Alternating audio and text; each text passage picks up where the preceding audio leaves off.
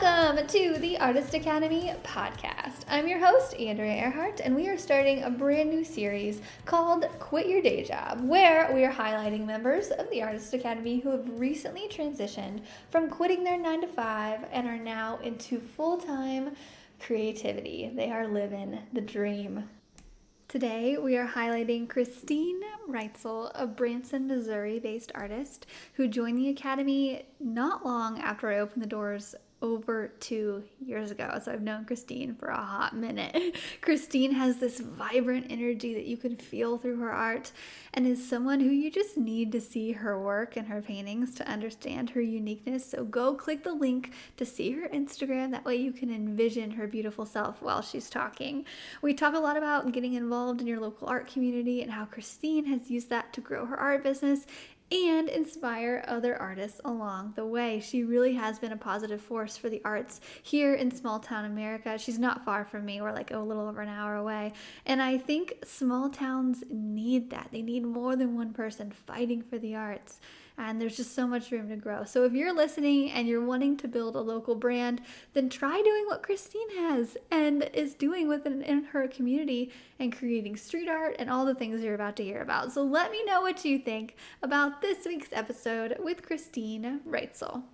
If you could start off by maybe just introducing yourself again. I know you're on a previous podcast episode, and so some people might remember that. But if you want to just reintroduce yourself and tell us a little bit about how you got to where you are today.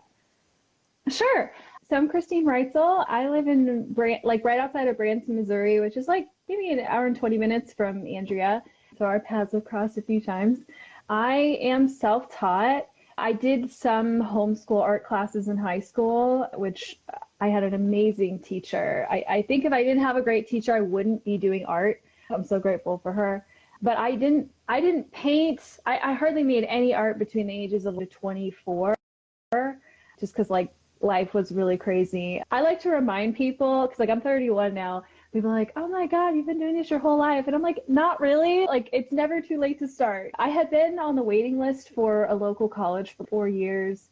I had applied to a couple other colleges, but either I got in or I couldn't afford it, or it was just, I put a lot of emphasis on, if I don't go to college, I'm going to be nothing. Like, this is I have to have an identity, and I don't know what my identity is. So I really wish I had someone at the time to really be like, yes, you can do art. Yes, you can go full time. That's why I'm really appreciative of the Artist Academy and stuff, because really pushing people to follow their dreams. I'm self-taught, as in like, I follow a whole bunch of artists on YouTube, and I did some Skillshare classes and some Masters Academy classes. Like basically everything that I wanted to learn about art, I was able to learn from the internet and avoid school altogether, which is great. Oh, that's perfect. Yeah. Yeah, that's awesome. And you have a very unique style. So if anybody's listening and I highly recommend going to check out Christine's style, because it's very fun and glowy and just lots of colors, and I just love it. Oh, thanks. Yeah, I've gotten a few people like to ask me like how I've gotten my style, and that's something that I struggled with for years. When I started getting back into painting and I tried watercolor and I tried charcoal and all that stuff, I was like, I don't even know what to paint. And so I started following a bunch of artists on Instagram and just started mimicking their styles. I'm like, well, I like this style, so I'm going to start mimicking it. So that's why I tell people, I'm like, just do a lot of studies. Like, just find someone that you like and try to mimic their artwork. And after you do it 100 times, you'll eventually find your style. It's something that has to happen organically over time. You can't really force it. Yeah, so true. So when do you think you started taking your art seriously versus when you like went full time with it? And like, how was that transition? Let's see. I started taking it pretty seriously in 2016, 2017. That was when I had the opportunity to quit my day job. So my husband was able to get a much better paying job that made more than both of our income together at the time. So he was like, you should really figure out what you want to do with your life. I was like, great, because I hate my job. So I had focused on a few other kind of like creative things like photography and interior design, but I started just picking up a paintbrush just for fun. to make some art for my own house because I lived in this huge house. I didn't have any art. I'm certainly not going to go to Kirkland's or Target and buy art. I started messing around and I sold a few of my paintings to locals, which was really very awkward because I didn't know how to price my art, how to give an estimate for a commission and like all that stuff. And wasn't secure enough within myself to really reach out to other artists and ask for help. And at the time in our area, there really wasn't much of an art community to begin with, which has then changed a lot since then, which is awesome. And like a few of my like art friends, we got together and painted, and we decided to have our own show at a local coffee shop patio of like, there's no galleries, there's no really anywhere to display art. Like I had my art displayed in a couple of businesses, but I never sold them. And so it happened organically. And I was like, you know what? I really want to focus on learning realism. I didn't, at the time I was doing just acrylic paints, but I didn't know anything about slow drying mediums or how to blend quickly. And I was like, I feel really limited in like what I can do. So I thought, oh, I should do oils and then that way I can do realism.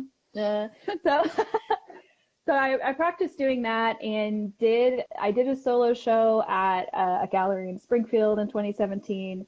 And after that, I was like, if I want to take this seriously, I feel like the only way to do it is to do the gallery world. So I had reached out to galleries in Kansas City and St. Louis and Columbia, and just to be like, I don't know how this works, but I have some art and I want to try to sell it and do that. So I'd done some, I don't know what you call them, like trade shows or something. There was one show in St. Louis that I went to and spent way too much money doing it and only sold one painting. So it was just, I really tried, but I was like, this is just not for me and I'm really frustrated.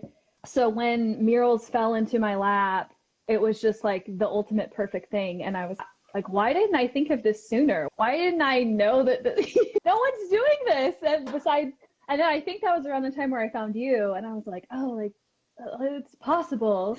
It happened by accident. I wish that at a young age I was like, I want to be a muralist when I grow up, but it just happened by accident, and it's super cool to see like this mural movement happening where we're normalizing it as like something that is a good trade to be in. Yeah, for sure. I love that. And I remember when I first met you and like where we were and everything, and you were mentioning you were like, yeah, like Braden's really full of like older guys that are into art. So it's really nice seeing like a woman do it. I was like, oh, and I just didn't even think about it like that. And as for a second, because I'm like, I know other women muralists too, so that's my world. But all the time I'll get people asking me, what does it feel like to be a woman in a male dominated industry? And I'm like, oh, and all the time it reminds me, I'm like, oh yeah, there are a bunch of dudes that do this too. But I just think the women are so much more interesting, personally anyway. But oh yeah, absolutely. I think because we don't have big egos like men, or we're more like authentic and sharing our process and our personalities in our art. Yeah, I agree. I think the only other muralist around here, at least I have done in Branson, is Rain Clawfelter, which I actually met him, and he's a nice guy, but he's not on social media. I didn't even know he lived here. I thought he was like from northern Missouri. So it's a lot of the professionals that have been doing it for 20, 30 years are older men. And I think more amateurs are women, but we're going to change that. Yeah, we're out there fighting the good fight. Yeah. Feminine art. That's awesome. Okay, so your husband really helped, and just to be like, okay, let's do this thing. That's so amazing that you have a support system like that. That's just, it really makes all the difference having a support system. Even somebody that not even financially, that's just, okay, yeah, you can do it. I believe in you. It's just, it's like a weight is lifted off. Can we talk about like how busy you were when you first started it versus how much you grew, and maybe like the numbers wise of like how many commissions you're doing a week, or how much, and maybe how far you're booked out versus then versus now? Because I think a lot of artists, they might be in some phase of that, and they want to know like when is a good time that they could make enough to, because it's so, we don't have a guarantee of a year from now we're going to be making the same amount. So just maybe just talk a little bit about that. Okay, yeah, sure. So I started out at $12 an hour, but which ended up, I did the math later on. It ended up being $2 a square foot is what I made off my first mural, which took me 6 months. And I probably could have charged a lot more, but I was just so nervous that I wouldn't give them a good quality product. And I was like, I don't know, we'll figure it out. I got maybe 1 or 2 murals right after that first one. 2018, 2019, and 2020, I did maybe four or five murals a year. And I slowly started working my way up. At the time, I was just doing hourly. So I slowly started working my way up to $50 an hour.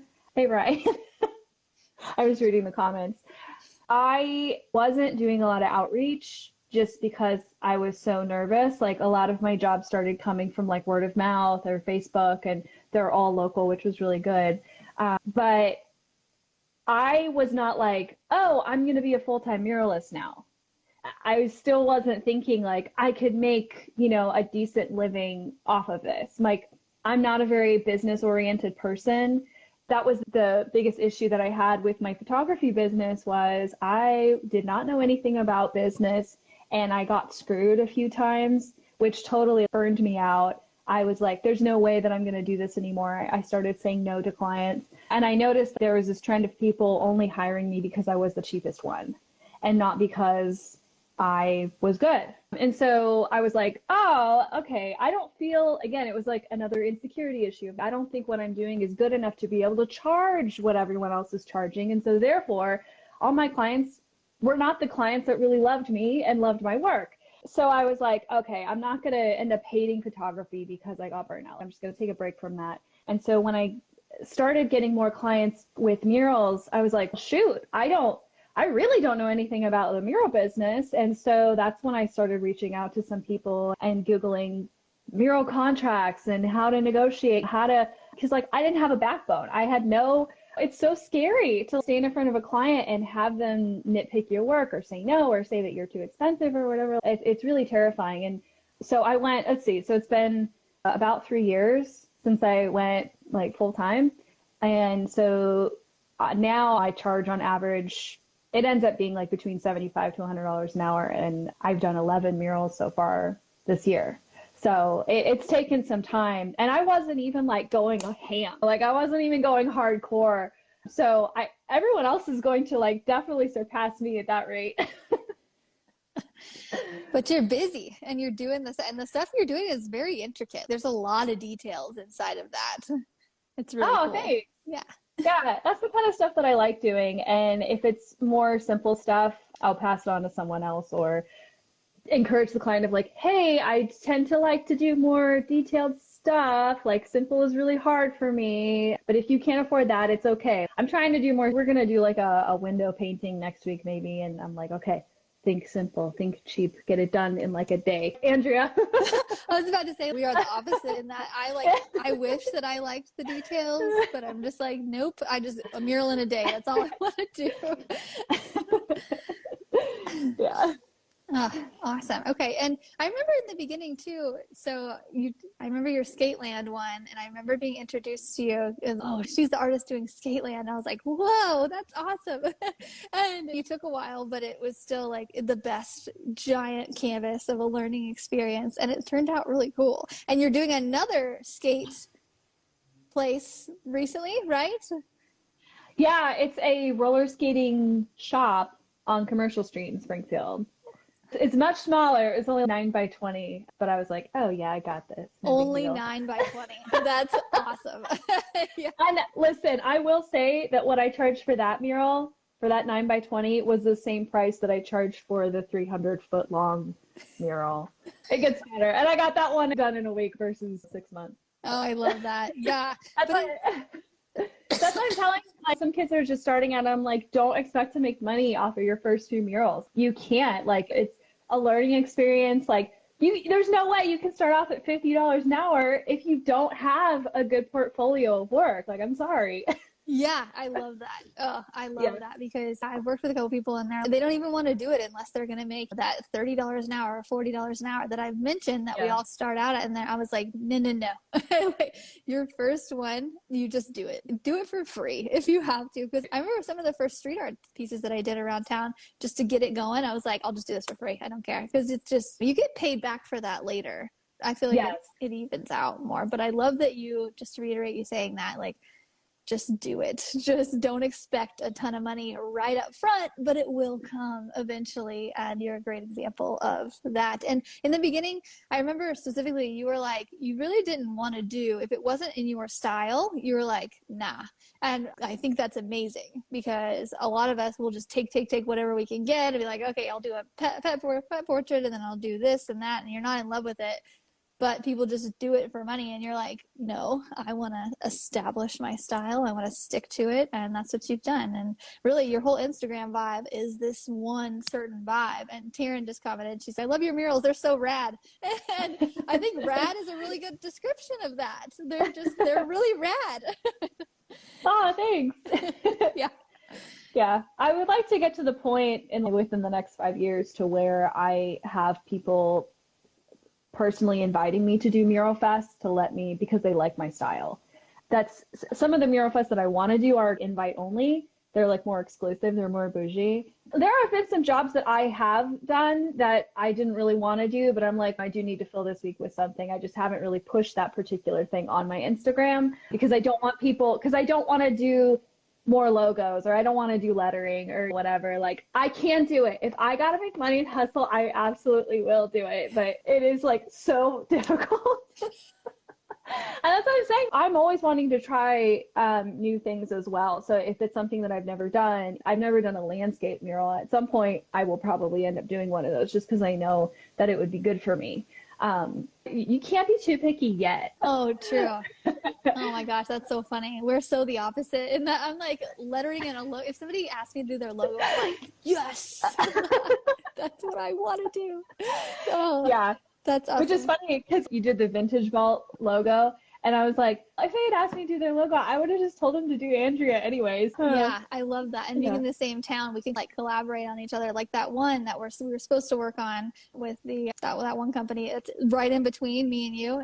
In between. Oh yeah, Walton Out and Mia. Yeah. So hopefully maybe they mentioned, they're like, we want some glow stuff. And I'm like, cool. I know the perfect person who I can get to collaborate. So it's just good. It's cool living in the same area. And yeah. But yeah. Let's see. Oh, what else can we talk about? Did we already answer the question?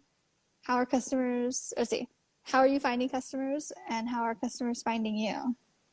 Sure. So I'm super lucky that most of my work has been word of mouth and Facebook. I despise using Facebook, but that's where a lot of business owners are at, and they see my work on there. So I try really hard to post stuff on there as much as I can. And then surprisingly, LinkedIn. I recently had updated my LinkedIn, and like a month later, a representative from Lowe's had contacted me through there. So LinkedIn is like weird fuddy-duddy corporate kind of stuff, but the big corporations like Lowe's use it to find muralists. I didn't even put that much stuff on there, but I encourage everyone, if they already have a LinkedIn, just go update it with some of your new work, and who knows who could reach out to you. I also am very passionate about my local community. Like, I technically live in Hollister, which is like right outside of Branson, but I am now on the board for Parks and Recreation for Hollister. I've reached out to a few people who are in like the boards for planning and zoning and Parks and Rec in Branson, and just reached out to them and be like, hey, there's a lot of bathrooms in these parks that have blank walls that I would like to do murals on. And I've just been like bothering people and just letting them know who I am and that I really care about putting more murals in our local parks and stuff like that. And so people are starting to know who I am, and that I'm like, yes, I would be willing to do a $6,000 mural for $2,000 or $3,000. I know how much money the Parks Department spends on sports, and they spend zero money on the arts. And I'm really not even asking for that much money. And so just like letting people know, this is really what I want to do, and I really don't need that much money to get this stuff done, and really encouraging them. If I had grown up in these parks and seen murals everywhere, or sculptures, or interactive art installations, or whatever it is, if I had seen that as a kid, that would have really inspired me to do art at a much younger age. And there's nothing like that around here, which is why I'm really thankful for Sculpture Walk in Springfield. That's like so cool. And so they're like, oh, okay, didn't even think about that. And I'm like, yeah, you spend $100,000 a year maintaining this baseball field, but do nothing for the weird art kids. So I'm really trying to go that direction. And yeah, I'm not going to make much money off of it. But to me, I'm thinking like long term, if I'm going to live here for the rest of my life and raise kids here or mentor other people, other artists here, like we got to like I personally would like to focus on more public art in like the government aspect, which is a huge pain in the butt. Like dealing with government sucks. Writing grants sucks. Asking for sponsorships for local businesses, I hate it. I hate every aspect of it, but I feel like in the long term, the reward is going to be amazing. Yeah. Oh, I love all of that. Yeah. I think just being in a town that's not overly saturated with art, like you have your own different problems of bringing it into this, but there's so much space, like the blank canvas. And I love that you're taking the initiative and filling it. Oh, that's so cool. Hey there, the show's not over yet, but if you're enjoying this episode so far and getting inspired and soaking up all the business tips, then I want to invite you to this brand new thing we just created, the Artist Academy Advanced podcast. Yep, it's a podcast just like this one, but better. It's one where I don't hold anything back and give you all of the tips to growing an audience, gaining more customers, making money, murals, all of the things. So what I've done is I've turned almost all of the weekly Artist Academy Advanced membership content from almost 3 years of exclusive weekly lessons and put them into easily digestible audio format via a podcast for our members. You can plug in while you paint, and 90% of the content is juicy solo episodes where I break down exactly how I make money with murals and prints and literally everything. I'm an open book in this. It's there, just waiting for you to dive in. So just go to artistacademy.co. That's artistacademy.co to apply and uplevel your art business. It's time. Let's see. Yeah, and then you've been very focused on that recently. Even like being, like you started the SMAC. Talk about that. Sure. I technically didn't found it, but I happened to meet the lady who did. She was like a year or two into when she founded it, and she's no longer, I didn't say it with us. She didn't die. She moved away. She moved away and handed the reins over to us. So it's the Southern Missouri Arts Connection, and we're a small board of volunteers. Our board, pretty much all of us on the board are artists, which is really cool. It's a rare thing. So we're a small nonprofit arts organization. We have a tiny little building on historic Downing Street where I think the big difference between us and other arts organizations is that we're very like artist focused. So we do have the gallery, we do have the classroom, we do workshops and stuff like that, but we have 5 private studios in the back for artists to rent to have a space to create. And I was noticing that was like a thing I kept coming across when I would meet artists, professional and amateur, where I don't have enough space in my home to create stuff. And I said, I don't either. And that was like a big game changer last year when I was able to have my own private studio, was to have my work separate from my home. And now my home can be clean and like there's no stuff everywhere, which is really nice. So I'm on the board. I also volunteer maybe like 10 to 15 hours of my week just doing that. And it is a huge labor of love to keep that going. And we've inspired a lot of people to come out of their houses and get involved in the art community. And it's just like super cool to see this thing happen over time with the work of people that are just like, this area sucks, but we can make it better with like doing some cool art. Yeah, I'm really hardcore dedicated to that kind of stuff. And I'm always encouraging people like, hey, if you have an idea, come to us and let us know what you're passionate about and we'll make it happen. So we do figure drawing, we have cosplay figure drawing. So we have one that's nude and one that's clothed. And we have a film club that we do every once in a while. We watch like weird art films together. And every month we have a different show. So either they're solo shows or they're community shows. Like for August, it was all kids show. So lots of kid art. And then October is going to be the Post-it note show. So it's lots of variety. It's not the typical Ozark landscape kind of paintings that you're used to seeing around here. And we've upset some people, but that's okay. Yeah, I think if you're not upsetting people, you're not, being different enough or something. I don't know what to say. Yeah. Yeah. Oh, I love all of that. So if somebody wanted to get into the arts and take a similar route as you, I'm hearing that you should get involved in your local art community because you meet people through there. And do you ever get like more work through connections, or is it mostly just a support system, or just all of the above? Yeah, all of the above. On Downing Street in Hollister. So it's like a city about 5,000. It's not a very big city.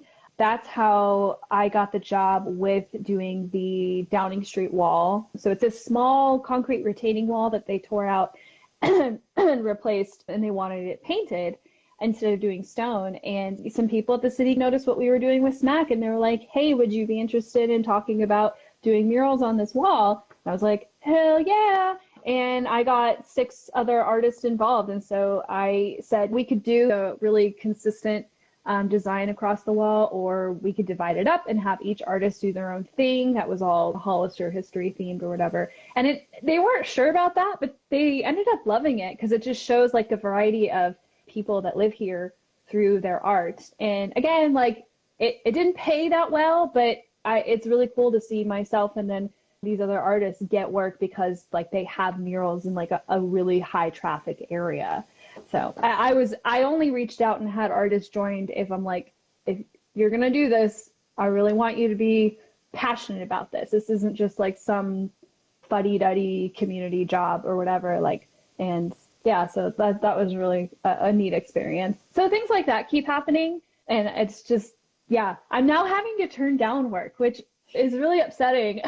It's really upsetting, but I'm like, I only have so many hours in the day, Yeah. Oh my gosh, that's awesome. Dude, I like that this is a different approach than I've heard most people take. Most people are solo and doing in their studio type thing, but you're very involved in the community and doing things with other artists. And I think it's just a good look at the benefits that can come from that. So thanks for that. Yeah, for sure. Of course. Yeah. I'm not a very competitive person, and I know that not everyone is going to like my art.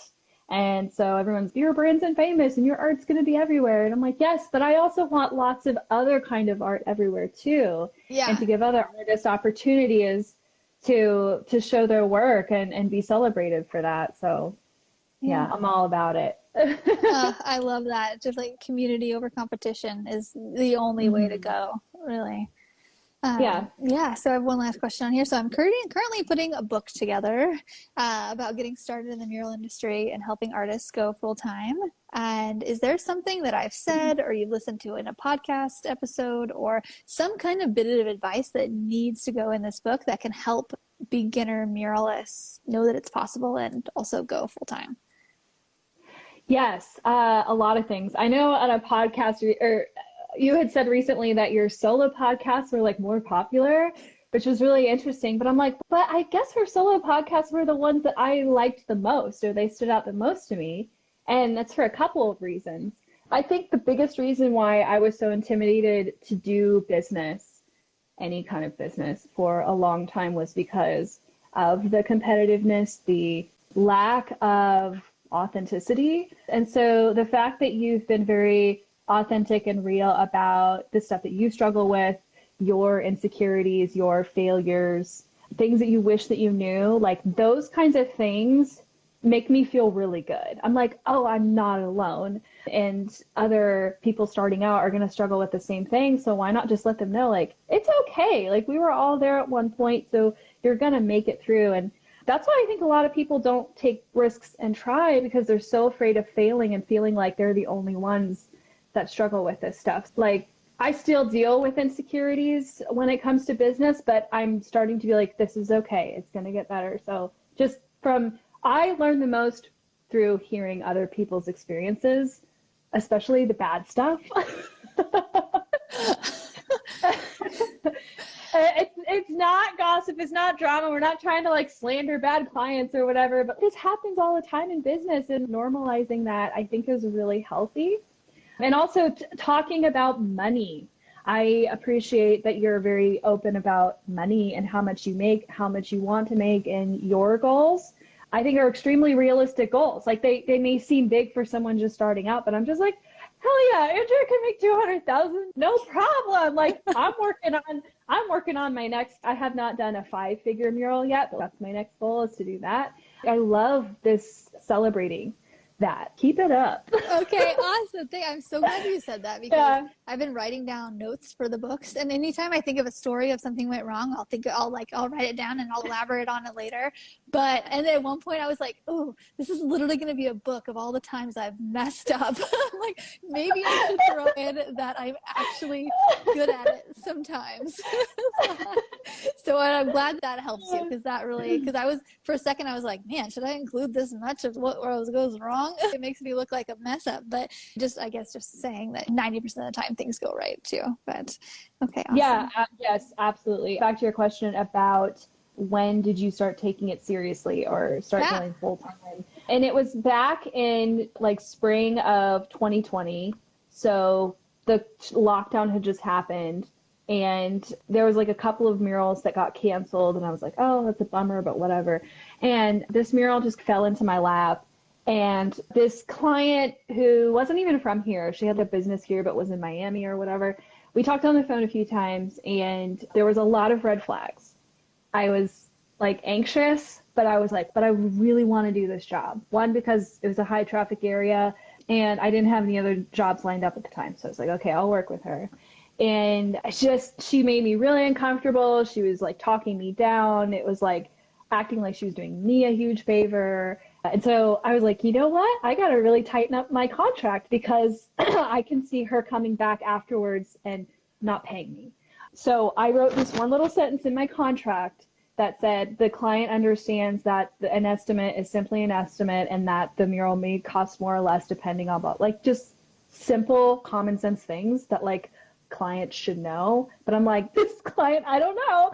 And that actually happened. Like I predicted it. So I finished. She made me add all this stuff, make changes, was very nitpicky, like, but also indecisive, which was such a struggle, because I had basically all my clients before that were just like really cool with me doing whatever, which is great, but that's not always the case. And so I sent her the invoice, and it ended up being like $200 more than the estimate, which is really not that unreasonable, but it's because she wanted me to add all this stuff. And then immediately calls me and is like, how dare you overcharge me, accusing me of screwing her over. And I screenshotted that part of the contract, and I said, please feel free to review the contract that you signed. And she was like, oh, but I didn't even read it. So fine, I guess it's on me. And I was like, how are you this big like entrepreneur business owner and you didn't even read this contract? So she obviously didn't respect me as a business owner to even bother reading my contract. So anyway, she ended up paying me, but then she did the exact same thing to the next muralist who painted the wall next to mine. And I reached out to him and I said, hey, here's a contract.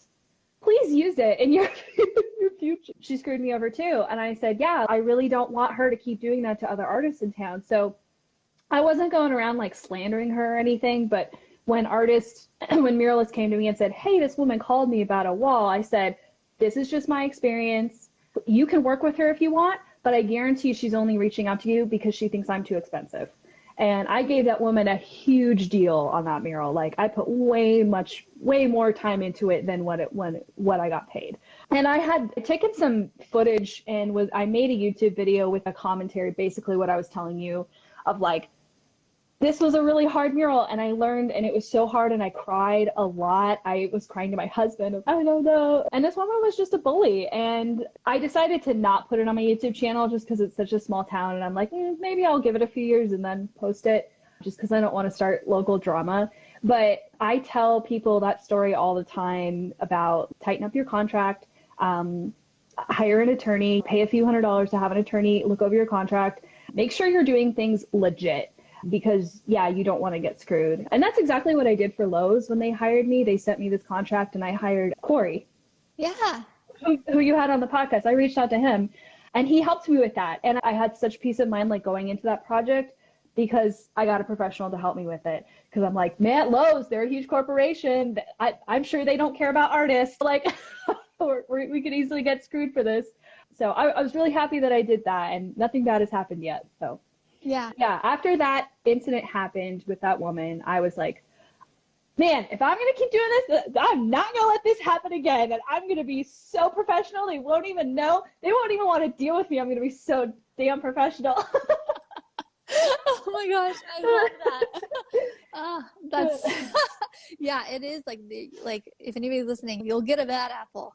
You'll eventually get a bad apple, and it's just, and then you'll tighten it up. But so I usually, honestly, I get about one bad apple every like year and a half, maybe. And it just, because I'm tightened up, and then I just get a little careless. And in the Midwest, we go on like a handshake typically. Okay, yeah, we said that, and yeah, it's just, I'm actually dealing with a bad apple right now. So, oh boy. But whatever, it's fine. Yeah. Yeah, live and learn. That's awesome. Okay, do you have anything else that you want to tell the people who are really, I'm just wrapping it up and yeah. Oh, sure. I think another regret that I have was feeling intimidated by other artists, thinking that someone that's better than me is going to think that I suck, or that, oh, they're not even worth my time. They're not a very good artist or whatever. And let's just say, like, anytime an artist DMs me for asking questions or help, like, I always respond and give them something to work with. Now, if they're like, how do you become an artist? Now, come on. I'm sure that you've done some research already, but I wish I had gotten over that a lot sooner to ask for help or whatever. And so I was like letting people know. I'll see some 8th grader and they draw, and I'm like, keep it up, keep drawing. If you need any help or advice, please DM me. Would, love to see where you go from here or whatever. So I try to be really positive and let people know. I know it seems scary, but like, it's okay. We want to help you because like we've been there. Yeah, I don't know. I think that's my advice for artists is if you're struggling, ask for help or reach out.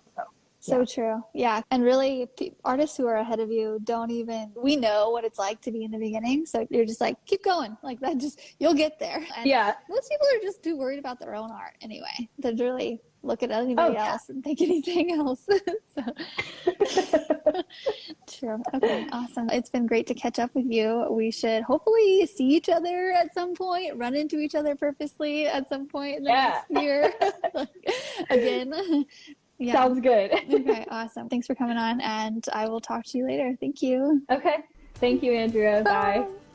I hope you have enjoyed this episode of the Artist Academy podcast, and I hope it has inspired you to take action towards going full-time in your own art business. And if you need a little extra help, then check out the mural training over at artistacademy.co. That's artistacademy.co, and you'll get all the help you need to start building the mural career of your dreams.